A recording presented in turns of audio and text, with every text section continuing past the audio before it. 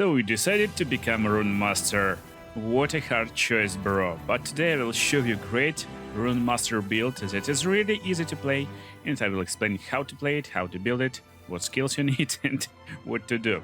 First of all, let me show you gameplay, so you can understand what to expect from this build. Basically, we're running around and spamming these orbs that's circulating around us, and that's basically it. You're just traveling through the map, having some fun, and damaging enemies over and over again. In case you're in danger, we can just stand here and spam some fireballs, and build is really strong. Coolest part that we don't need any special items and other stuff. It comes in line as soon as you get your Rune Master specialization, basically, and that's the most and the best part about this build, in my opinion. So if you want this cool character for yourself, watch closely. Okay, so what's so cool about Rune Master? It's of course our runic invocation. And that's why it's really hard to understand how to play him. Number of spells is really incredible. What's Runic Invocation doing? It's basically casting spells based on your runes. And you get in runes every time you cast a spell. So for example, if we're casting fire spell, we get in fire rune. If we're doing lightning spell, we get in lightning rune, and cold rune for cold spell. So that's all runes: fire, cold and lightning. And based on this combination of spells, you gain in different runic invocations. You can hover mouse over here to see what you will get. When we get in fire, cold and lightning, we get in Trinity of Elements, and that's basically this rune. Very cool and fun looking spell. But it's very important what order you do in your runes. For example, if you're going fire, lightning and cold, it will be completely different spell. Lightning, fire and cold, different spell again. That's crazy. So, today's build will be focusing on fire, lightning and fire rune. It will be plasma orb. So, you get in fire, lightning, fire, doing your orb, and it will be circulating around you. You can do as much orbs as you like, depending on your casting speed and mana recovery. So, basically they're hovering for around 5 seconds, and with high casting speed you can do a lot of orbs at the same time. So looking cool. That's our main ability, we will be focusing on it, and also we will have ability to teleport to the map with cold spell, and for our sustainability we will be having this armor. So it's cold, fire, cold, it's frost guard, basically we casting it, getting some ward, it's like protection layer, shield, and we casting spells. Inside of it we gaining more ward every time. So basically we need to keep this shield and then do the spells and cast our normal spells, and that's it basically. That's our strategy. So how to make this guy work? Because you need special runes and skills to make him work. Let's go. Let's start with the skills. So on our hotbar we got static orb, runic invocation, rune bolt, lightning blast and flame rush, in this exact order. I'm using them and I will explain why it's easier to cast basically. But in prepared skills, instead of lightning blast, we got flame ward. So thumbs up to max roll. I saw this idea on the site, and that's basically a good idea, because in flame ward we're not casting it directly, but if we get in this node to the right side, stalwart defense, then to the top, desperate defense, and then to the left, astonish, you will cast flame ward automatically when stunned. Very powerful stuff, so in case you're stunned, you gain in this protection layer of ward. Then you can get levels to the right side, full of the flames, to increase ward granted, and increase cooldown, but you don't care. Increased cooldown, if you're not casting it directly, is really not a big of a deal, and get dual ages. So this will give additional charges to this flame ward, and basically now you can be stunned 2 times before going into cooldown. Very useful against bosses and difficult enemies. And then just get all these nodes over here to the bottom, so increase duration and mana efficiency, mostly for duration of course. Then we get in energize, we increase in ward per second while it's active, and prismatic buffer to reduce elemental damage taken, basically increase our elemental protection, and also barrier for less hit damage. So that's our node of flame ward over here. Now let's get back to business and our main nodes. So, we got two spammable spells, Lightning Blast and Rune Bolt, but because we're not leveling up Lightning Blast, we're using it only to cast lightning spells. So, our main spamming spell is Rune Bolt. Rune Bolt is basically fire spell, you just casting it and spamming fireballs. But normally Rune Bolt will do different damage types, it will be cycling fire called lightning spells, that's why you want to do this stuff. When you get in your Rune Bolt, and that's one of Runemaster spells, so you get it when you level up Runemaster a little bit. You want to get to Arcanist and get one level in it. You will increase your casting speed, haste chance, and haste duration, so you get chance to get haste when you're casting this stuff. Then instantly get Pyromantic Bolt, you will increase fire damage of this spell. And then you want to get these two nodes over here, Searing Dart and Blazing Flare. What it's doing, basically it's converting cold to fire damage, frostbite to ignite chance, and doing same with lightning. So you're removing lightning and cold damage from the spell and it becomes fireball instantly. Now you're sure when you spamming the spell you will get this fire rune. Also, all your spells costs a lot of mana, so getting now bottom 3 is very useful. You gain in mana gain chance when you hitting someone with this Rune Bolt, and then going downwards to get Rune Weaver, and this gives you mana regeneration, you gain in more mana when you're spending some stuff. I mean, you gain in ward when you're spending mana, and also you get in Dissolve on Conquer, elemental damage per stack of armor shred, so like boosting your damage, and also Cosmic Tapestry to increase chance of critical strike with your runic invocations, basically with your Plasma Orb. That's very powerful orb in our tree because we cast in Plasma Orb once and it's doing damage over time, so really powerful stuff. And then you can finish with right tree over here, Arcane Overcharge, gaining chance for extra projectile, as you see. Basically you can shoot not one fireball but two additional fireballs, and with additional fireballs you gain more chance on hit for other abilities, so really nice stuff. And of course you gain in runic evocations, just to have ability for these projectiles to auto target your enemies. Now you don't need to like carefully try to aim at your enemies, but just spam this ability and you will be fine. These fireballs will definitely hit your targets. So, next very important spell in our list is Static Orb, and I got him on queue.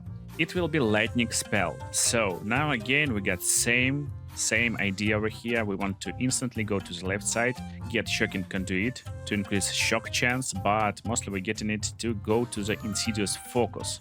Now this orb will cost less mana, but won't pull enemies. That's totally fine, we're using it only to gain Cold Rune. And that's why we're going downwards to Biting Force. So Static Orb, base lightning damage converted to cold damage, that's great. But now go to the left and get Ball Lightning. Basically you're reducing your mana cost, so now you can basically spam this orb. It will cost just 3 mana, so you can do something like that and do like large amount of cold stuff in case you want, but we don't need. And then you're completely free to get other nodes. For example, Orbital Fulmination to increase number of orbiting orbs. You got your cold orbs, so you can use it to slow down enemies and basically protect yourself a little bit. Then get 1 point in Forking Surge to get to this node, Open Circuit. You will increase projectile speed, get 3 points over here to get to this node, Scattering Blast. Now when you cast in this orb, it sends more smaller orbs at targets, so basically you can use it as protective layer against enemies. That's really powerful stuff to like protect yourself with this called layer and freeze enemies. And let's get to our main ability finally, Runic Invocations. That's all nodes you want to have in your build. So with Runic Invocation, you can go into the damage side, it will be to the right, but instead I recommend going to the left first. So get Attuned Approach with additional ward and mana refunded when you consume runes, then go to the bottom side and get Inscribed Patterns. Runes will provide you with some passive effects while you're having them. So when you get mana runes, I mean like fire runes, they will give you mana regen, lightning runes will give you ward per second, and freeze will give you freeze multiplier rate. But you're getting just 1 point over here just to get runic energy. So now when you're not casting your runic invocations, you're getting power for next runic invocation. It can stack to 9 stacks, and to do it, you need to not cast Runic Invocation for 9 seconds. I will explain how to use it and play around it very soon. Just for now, let me finish with this tree. So next, you want to have a little bit to the right. So elemental lore on the top. Runic invocations will penetrate elemental resistance per point of intelligence. Of course, you start in intelligence with mage builds, so it's nice to go through enemy defense. Also, you get in 2 points in Unpowered Ruin.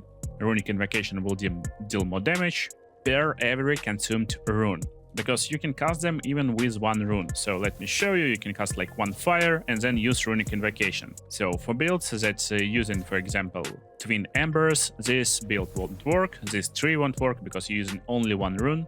But here we're always using 3 rune spells. This means it's very powerful node. And also Devastating Starfall, runic invocations deals more damage per type of rune consumed. Basically, again, increasing your damage. So you can finish with the top left side, but first of all get more points in this like damaging runes. And also because you're using Shock rune, you want to get Transcriber of Power.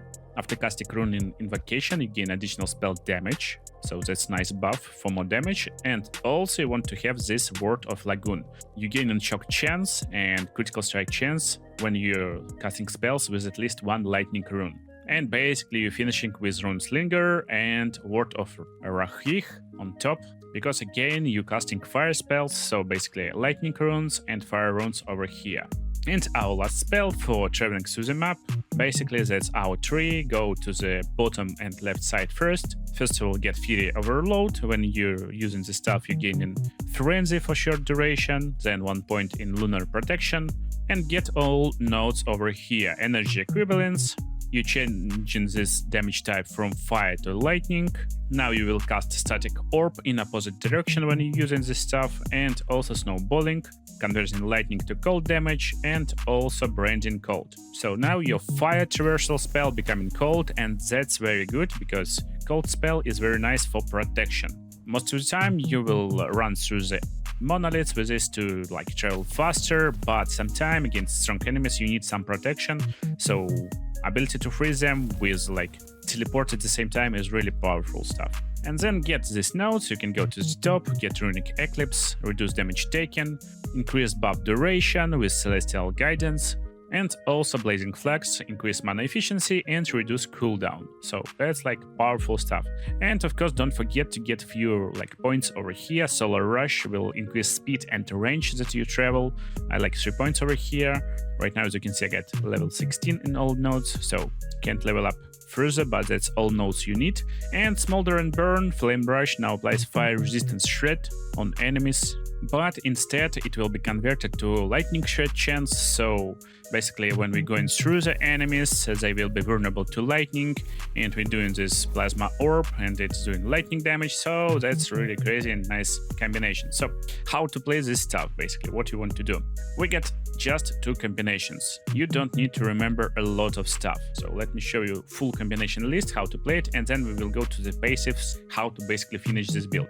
First of all, you need some protection from your enemies, because yeah, we got this teleport ability, but it's pretty high cooldown and you're mage, so you basically squishy a little bit. And our main protection is Ward. It's a shield that's got on top of your health. Over here we get like 300 Ward right now, but if I stack like my lightning runes, Ward will charge up, so we get more and more protection. That's basically what you want to do before starting the fight. Get your Ward up and then cast your protective spell. So it will be Q, E, Q, Static Orb, Rune Bolt, Static Orb. So it's cold, fire, cold, and then Runic Invocation. You're gaining shield. This shield will recharge Ward on itself, and let me just show you the spell. So you're gaining shield, you're regaining Ward, you're gaining Ward per point of your intelligence, and also you freezing enemies if they will destroy your shield. So try to keep the shield all the time on you. It's up for 14 seconds, so just start with QEQ, cast the shield, and then run around for 14 seconds, and then recast it. That's your protective spell, make sure to have it. But then after QEQ and shield, you switch into ERE, basically Rune Bolt, Lightning Blast, Rune Bolt, and getting Runic Invocations. That's your lightning, like Plasma Bolt, Plasma Orb.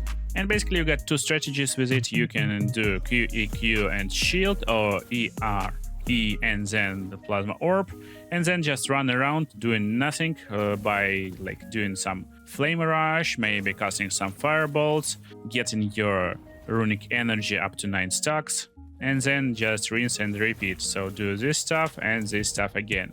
Rinse and repeat, basically charge up, cast some fireballs, and do this again and again. That's our strategy. Or you can just ignore runic energy and just do this shield, cast this shield, then do a plasma orb, more plasma orb, cast some cold spells, more plasma orbs, travel through the map, just like that.